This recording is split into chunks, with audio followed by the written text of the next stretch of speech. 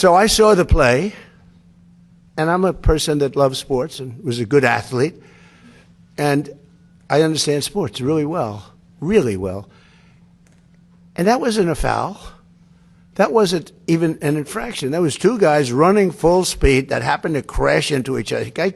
You can't take your foot and properly place it on somebody else's foot when you're going, no, these were two great athletes that got tangled up, and this referee, who is a little bit suspect, if you check his past, I don't want to say that because I don't like to create controversy, but very suspect. If you'd like, I'll provide you with the past. He made a call that nobody could believe. You know, even people on the other side, they say, oh, we got lucky. Wow, that's...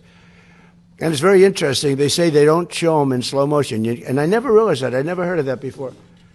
That they're not allowed to review in slow motion because it's so different. Because you'll take one little quarter of a second and you'll see that a hand is touching a neck, or you'll see something. Whereas when you see it in fast motion, it will look like two guys collided, which is really what happened. They got sort of entangled.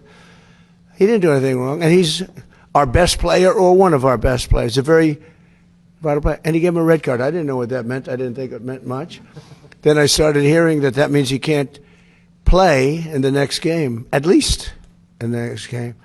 I said, boy, that's a big, you know, if it happened to another player, it would have been unfair. But when they take your best player, or just about, they have some great players, and they say you can't play, that's very unfair. That's, you know, it's one thing to penalize somebody for the game, but how do you penalize them for a game that hasn't been played yet? It's very unfair. You can't do that. So, yes, I asked for a review by FIFA.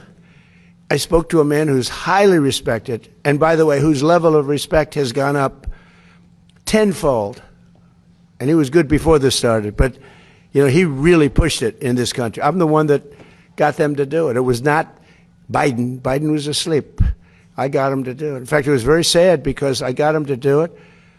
And if the progression was normal, I would have been retired now. The Democrats are saying, man, we should have just let him have his way. We would have had him gone.